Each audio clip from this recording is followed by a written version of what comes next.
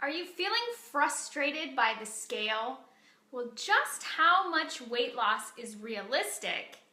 And how do we know if what we're doing is working?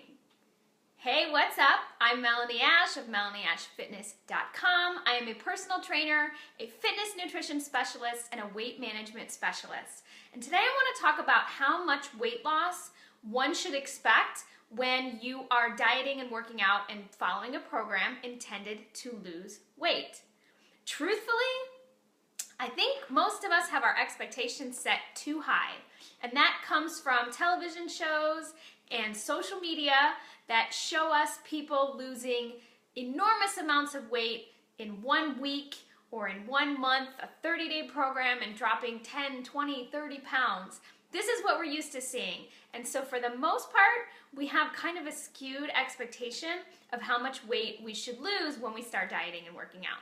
So that is the myth. And today I'm going to give you the truth, the facts of what you need to know about how much weight loss is realistic and whether or not you should know if your program is working. Let's get one thing out of the way first. Before I even dive into the 3 main points that I'm going to cover today, I want to get this out of the way. Yes, you can lose a large amount of weight and see the scale drop quite a bit doing an extreme diet, starvation diet, extreme levels of exercise where maybe you're exercising for multiple hours a day or more than once a day. Yes, doing a cleanse or, a liquid diet for 30 days, can you lose 10, 20, 30 pounds? Yes, you absolutely can. Much of that is water, some of it is muscle, very little of it is fat, and you're more than likely going to regain that weight as soon as you begin living normally again and you stop extreme dieting and you stop extreme exercising. So this is not what I'm talking about. I'm not talking about what kind of extreme measures you can use to lose an extreme amount of weight very quickly. I'm talking about when you have a healthy, sane exercise and diet program, how much weight loss is realistic. And I'm going to tell you what that number is, but first, there are 3 points that I want you to keep in mind as I'm going over this, because this is not super cut and dry. Point number 1 is that the scale is going to go up and down day to day and week to week. It is completely normal to see the scale drop to lose a pound or 2 and then see that scale come back up. Why? I've talked about it before. Everything from the water levels in your body to your stress and sleep are going to affect that. Weight loss is not linear, and you shouldn't expect it to be. Remember, track your trends over time. If you see the scale go up and down, but over time it's going more down than it is up, that's telling you that what you're doing is working. Point number 2, your clothes can fit better. You can look and feel better. You can even appear leaner and tighter and see the scale not budge one bit. Don't ask me how this happens, but it's true. And yes, some of it can be related to body composition change where you're losing fat but building muscle, so the scale kind of stays where it is. So you need to know that you can still be making progress even if the scale never moves once. That's why I always recommend not just using a scale, but using measurements and photos, as well as how your clothes fit and how you feel to assess your progress. Point number 3, weight loss is going to vary greatly depending on an individual. And there's a lot of factors at play here. Some of it is just our genetics. Some of us tend to lose or gain weight in larger amounts or more easily. Additionally, where you're starting from is going to dictate a lot of how much movement you see on the scale. If you have a lot of weight to lose, if you're 50, 60, 70 pounds overweight and mostly sedentary, and you take up a healthy diet and you start working out and it's an extreme lifestyle change, you will see much larger numbers and a much greater amount of weight loss, especially in the beginning, in those first 4 to 8 weeks. Then it will begin to level off. But if you're starting from, way over here, you're going to see larger numbers. If you're already someone who's eating healthy and working out regularly, so maybe you're starting right here, you're not going to see those huge numbers because it's not as much of a lifestyle change or a shift for your body. So Your weight loss is going to depend on where you're starting from, what your habits are, and how much of a change this program that you begin or that you're doing is for your body. You can expect to see less weight loss the smaller you are as well.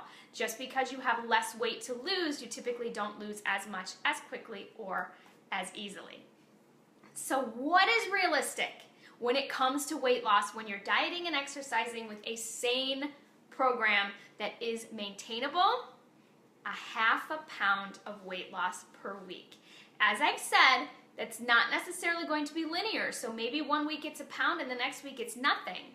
But we're talking about an average of 1/2 pound of weight loss a week. 1 pound is great, but as I've said, you're not likely to continue to see 1 pound every single week after week after week after week. You're going to see some variance and some fluctuations there.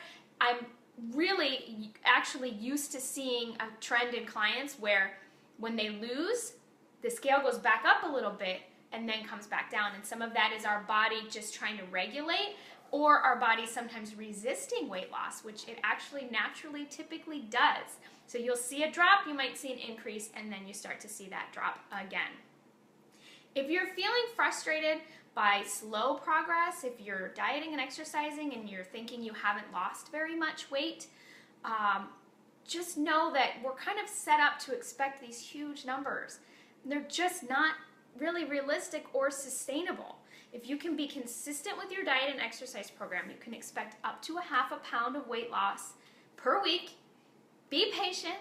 Be prepared to spend months, if not years, working on it. I know that's not what many of you guys want to hear, but it takes time. You know, if you can lose 1/2 pound a week for a year, that's 25 pounds, 26 actually, pounds of weight loss, which is a lot. You're hearing that number and maybe you're thinking, but I have 50 pounds to lose. It's gonna take time. And I'm not saying you can only lose that amount. You can and absolutely will lose more. But this is where I want you to set your expectation. 25 pounds in a year.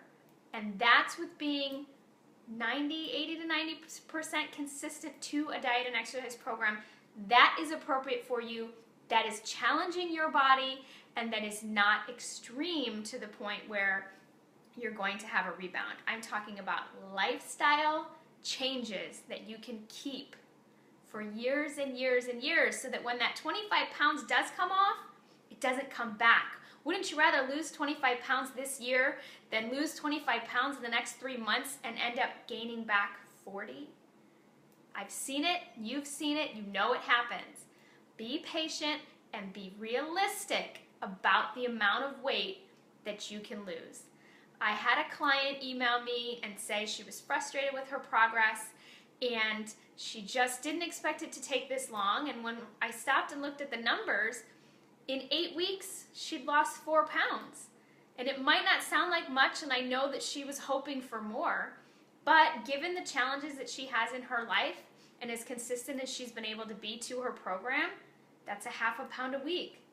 She's actually right on track. So if you're not getting the results that you want and you feel that your diet or exercise program is not extreme, there are some things that you can do to make it more effective. You can cut out something, like if you're still doing alcohol, cut out the alcohol. Cut out artificial sweeteners, gum and candy and mints and things like that. That might be enough to move the scale. Also, if you're not weighing and measuring all of your food, I know that sounds extreme, and it's usually a method that I only use with competitors, where I recommend only eating food that you make at home, not going out to eat, not drinking alcohol, weighing and measuring everything. However, if you feel you've been diligent with your programming and your calorie deficit is appropriate for you, then maybe eyeballing isn't quite working for you, and you're going to need to be more exact and start taking measurements of your food and weighing things just to be sure that you're not overeating or undereating, because that can make a difference. Another thing I recommend if you've been dieting for some time and you're eating a good amount of calories for weight loss but you're not seeing weight loss is to check what you're doing with your exercise programming. Shaking up your exercise is absolutely going to help. I believe that exercise and diet work hand in hand. And while you've got to be exercising and moving, if you're already doing that and you're nailing your calories and the scale's just not moving and maybe you've tried a few other things with food and you've really gotten as far as you can with that, change up your exercise program. Start something totally different.